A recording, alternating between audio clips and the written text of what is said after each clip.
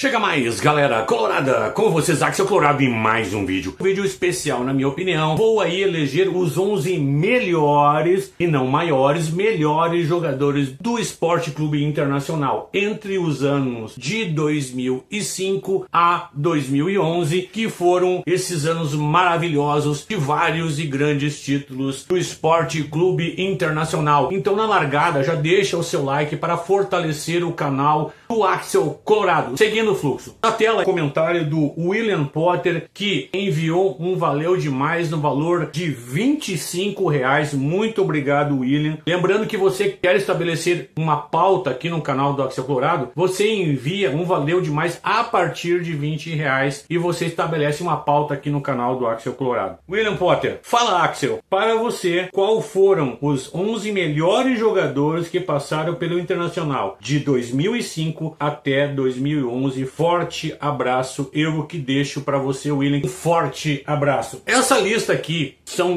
para mim, os melhores jogadores em cada posição. Uma lista tremendamente difícil, alguns mais que outros. Então vamos lá. O critério foi jogadores que atuaram de 2005 a 2011 no Internacional e que, na visão do Axel, realmente desempenharam em cada posição o melhor futebol. Goleiro, Klemer, não há como duvidar disso. Por quê? Apesar de eu ser um crítico ferrenho do Klemer, quando ele foi titular do Internacional, Klemer sempre foi um goleiro irregular. Grandes defesas e perus incríveis. Eu lembro na final da Libertadores aqui em Porto Alegre, quando ele falhou no segundo gol do São Paulo. E ali abriu uma janela de terror. Então, depois ele fez uma grande defesa ali, numa cabeçada também, do jogador de São Paulo, atacante, mas ele era muito inconstante. Mas não tivemos grandes goleiros nessa época. De 2005 a 2011, ele foi titular até 2008. O Lauro, pelo amor de Deus, não dá pra comparar. Quem mais? O Abondanzieri, que veio lá do Boca também, não conseguiu desempenhar aqui no Internacional. Teve o Renan, e também um grande frangueiro na história do Internacional, Renan. Então, o Klemer, guardado as devidas ressalvas, foi o melhor goleiro de 2005 a 2011. Agora nós vamos com o lateral direito. Também não tivemos aí grandes laterais direitos. Helder Granja jogou como lateral direito há algum tempo, foi uma sacada do grande Muricy Ramalho. Tivemos também o Ceará, jogou um bom tempo também como titular da lateral direita. Mas pra mim, o melhor, não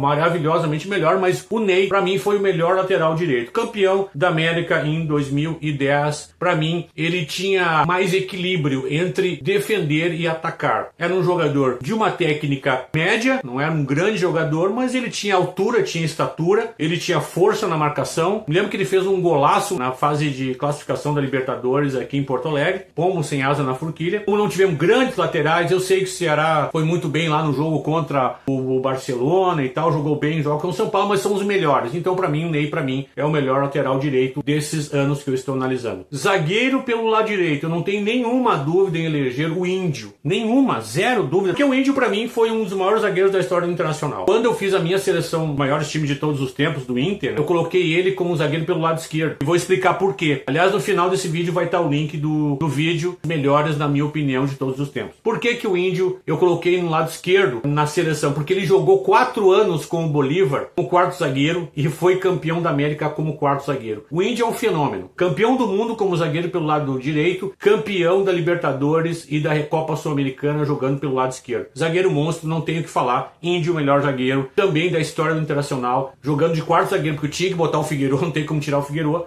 Seguindo o fluxo, zagueiro pelo lado esquerdo, melhor zagueiro que eu vi de 2005 a 2011, Fabiano Heller, não há dúvida nenhuma sobre isso, não há perda de tempo. A origem dele era volante, canhoto, extremamente técnico, um passe qualificado, cabeça erguida. O início dele foi como volante e uma sacada do Abel. Foi o Abel que sacou ele como zagueiro. A todos os méritos ao Abel Braga por essa descoberta e, pra mim, sem dúvida nenhuma, um grande zagueiro. Tinha qualidades técnicas realmente, era um bom marcador também, aprendeu a ser zagueiro. Olha, que saudade que eu tenho do Fabiano Heller. Zagueiro muito técnico, eu sempre gosto de zagueiros técnicos. Né? Seguindo o fluxo, lateral esquerdo, sem perda de tempo, sem mambo-jumbo, para mim, Kleber Chicletinho. Aliás, também está na minha seleção de todos os tempos do Internacional. O melhor lateral esquerdo da história do Internacional. Eu sei que teve Jorge Wagner, mas o Jorge Wagner era um baita lateral. Aliás, também grande treinador, ele não é medíocre. Como a gente vê, tivemos há pouco tempo aí MDM, Mestre dos Magos. Né? Não faz nada usada, que foi uma sacada do Muricy Ramalho. O Inter contratou o Jorge Wagner para ser articulador. O grande Muricy Ramalho, ele colocou o Jorge Wagner ali para jogar como lateral esquerdo. Ele foi muito bem, Jorge Wagner, campeão da Libertadores da América, mas ele ficou pouco tempo no Inter, né? Ele ficou a temporada 2005 e na metade de 2006 foi embora. O Kleber não. O Kleber ganhou uma Libertadores da América, jogando todos os jogos, fez gol importante, assistência nas duas finais. Ele foi um jogador completo. O maior lateral esquerdo da história internacional, vocês viram aí na tela, o Kleber Chicletinho. Agora eu quero deixar um recado para vocês. O Axel tem um cupom lá na Max Titânio. Você vai comprar os produtos da Max Titânio e quando você finalizar a compra, você digita esse cupom de desconto aqui e você obtém 10% de desconto. É um presente do Axel Cloud para todos vocês. Essa aqui é uma marca gigante, a melhor do mercado brasileiro. Muito obrigado ao pessoal da Max Titânio. Seguindo o fluxo, primeiro volante. O primeiro volante não foi tão difícil assim. Tivemos aí uns bagres aí, Edinho, Bagre, Wellington Monteiro, Bagre, jogadores horrendos. Não interessa que foram campeão da Libertadores, não interessa. Bagre com força. Sandro, disparado, o melhor volante entre 2005 e 2011, sem pensar duas vezes. Tem pessoas que viram o Curupa jogar no Inter e o Sandro. E tem gente que acha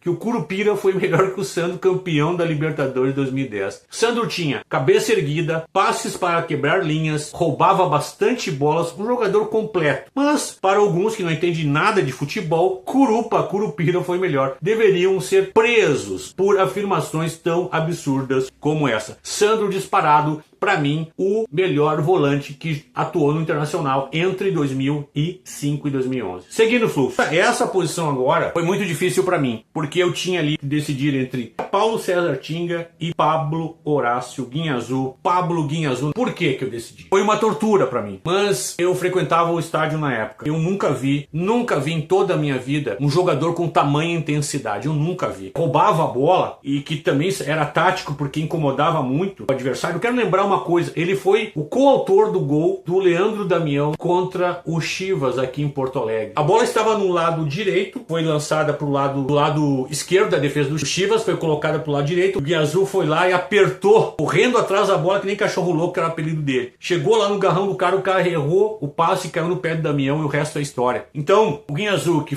chegou a ser capitão, infelizmente perdeu a capitania pro Bagre do Edinho. Com a bola no pé, sabia o que fazer, era um jogador técnico também, intenso como poucos, marcava muito bem, cercava bem, roubava bolas muito bem. Então Pablo Horácio Guinhazú, meu segundo volante. Perdão, Paulo César Tinga, não posso fazer absolutamente nada. Nas corridas de cavalo, né, a foto para ver quem é que ganhava. Pablo Horácio Guinhazú. Seguindo o fluxo. O articulador entre 2005 e 2011, não há mínima sombra de dúvida, é Andrés Nicolás D'Alessandro. Não preciso falar muita coisa. Um jogador de uma qualidade técnica extrema, fazia gols de falta. Ele era intenso, deslocamentos, flutuava, não ficava estático num lugar só quando foi pedido, ficou num lugar só do campo. Mas quando ele jogou centralizado, mostrou toda a sua categoria. Então ele batia bem em gol, fazia gols de fora da área, aparecia dentro da área, fazia gols de falta. Tinha dinamismo para jogar como articulador com e sem a bola. No caso, sem a bola, acho uma coisa meio idiota, mas quero dizer assim, ó, ele se deslocava para receber a bola. Ele aparecia no jogo. E era um jogador extremamente participativo. Até o último jogo dele contra o Fortaleza, quando ele fez um gol da despedida dele, ele foi assim no Internacional. Ele tinha categoria, bola no pé, foi o maior jogador da América no ano de 2010. Infelizmente, o treinador da seleção argentina fechou os olhos para isso. Uma injustiça ele não ter jogado aquela Copa. Essa é a minha opinião, que não foi referenciado como deveria ter sido na seleção argentina, mas sem problema nenhum, Andrés Nicolás D'Alessandro. Seguindo o fluxo, eu coloquei esse jogador, eu fiz um meio de campo 4-4-2, com 2 volantes, 2 meias. E esse meia que eu vou botar, porque eu não consigo colocar ele como atacante, é um dos maiores jogadores da história do Internacional, talvez o maior jogador da história do Internacional por tudo que significou, maior, e também era melhor, era muito inteligente. A Fernando Lúcio da Costa. Por quê? Ele não era um atacante, não era um homem de área, mas ele aparecia na área. Ele não era um articulador, mas ele também pifava os caras para fazer gol. Ele também jogava taticamente com uma inteligência absurda, como ele fez na final contra o Barcelona, quando se anulou para acabar com a saída de bola do Barcelona, marcando Mota. Ali foi assim, ó, um exemplo de um cara do tamanho dele, abrir mão de jogar bola para marcar um jogador. Isso é líder. Isso é um exemplo para hoje no Internacional, com esse bando de come-dorme que tem lá, com esse bando de acomodado, com essa direção podre que tem lá. O Fernandão foi um jogador, na minha opinião, completo. Também um líder de vestiário extremamente positivo, que não deixava as coisas acontecerem no nível negativo. Ele cortava todo o negativo antes e ele era um exemplo de vitória. Eu me lembro que ele conta que quando o Inter chegou lá no Morumbi para jogar o primeiro jogo da final e eles estavam no vestiário, o Ceará estava apavorado, suando, desesperado. O Fernandão falou assim: não tem isso aí, cara. Nosso time é muito bom e nós vamos chegar lá dentro de campo e nós vamos ganhar. Quer dizer, essa é a função de um grande líder. Eu tô puxando para esse lado, mas tecnicamente era um grande jogador, sabia cabecear muito bem, ou seja, não era um centroavante, mas chegava na área para cabecear. Ele também pifava, servia como garçom também. Ele fazia gols tecnicamente belíssimos, tem gol de bicicleta maravilhoso que ele fez. Quero lembrar a todos vocês que o Axel tem um cupom também na Key Design. A Key Design é uma loja que vende joias masculinas, de aço, de prata ou de ouro. E tem um cupom de desconto também lá, ó. Olha aqui esse cupom aqui, ó. Axel Colorado que 10 e você tem 10% de desconto na compra dessas joias muito bonitas que tem lá. Ajude o canal do Axel Colorado também comprando lá na Key Design. Eu já deixo um grande abraço e recomendações ao pessoal da Key Design. O próximo na lista agora, Rafael Sobis, o senhor Libertadores, aquele que fez gol em 2 finais de Libertadores, ou seja, no primeiro título do Inter lá em 2006, lá no Morumbi, ele fez 2 gols. Na Libertadores 2010, ele fez gol e empatou o jogo lá contra o Chivas e ali começou a virada colorada. Além dele ter feito um campeonato brasileiro estupendo em 2005, na minha opinião, o Inter foi campeão, mas foi roubado, mas ele jogou muita bola, o senhor Rafael Sobis. Inclusive, ele é um daqueles casos que eu sempre digo que tem que se ter paciência com a base. O Sobis teve uma fase ali que ele foi vaiado, que ele não tinha muita estrutura, era garoto, mas aí tinha um cara chamado Muricy Ramalho e depois Abel Braga, que apostaram no garoto, colocaram a mão do ombro dele e disseram assim: é contigo, joga o teu futebol. E ele foi, principalmente na Libertadores de 2006, extremamente importante. Ele tinha uma característica muito marcante: driblava e batia em gol com extrema violência. Todo mundo lembra disso, além de ser um jogador muito raçudo e também voluntarioso taticamente. O senhor Libertadores deixa saudades até hoje por ser um atacante objetivo, agudo e que mirava o gol. Hoje nós temos o quê? Gente aí que fica passando o pezinho em cima da bola e não faz absolutamente nada que preste. Sem dúvida, essa é uma posição que para mim não tive muita dificuldade para eleger. Rafael Sobis, ele está aí no ataque do meu time ideal entre 2005 e 2011 com vocês. Agora a finalização. E eu sei que teve um cara que jogou de 9 também, na mesma época, que poderia ser. Mas pra mim, assim ó, pense num centroavante. Pense no ápice de centroavante. É a figura de Leandro Damião. Leandro Damigol. Por quê? Eu sei que teve o Nilmar nessa época também, mas o Damião pra mim é o estereótipo centroavante. Alto, forte, goleador em grenais, em jogos importantes. E Grenal, então, os azuis tremiam. Foi centroavante da seleção brasileira, fez gols na seleção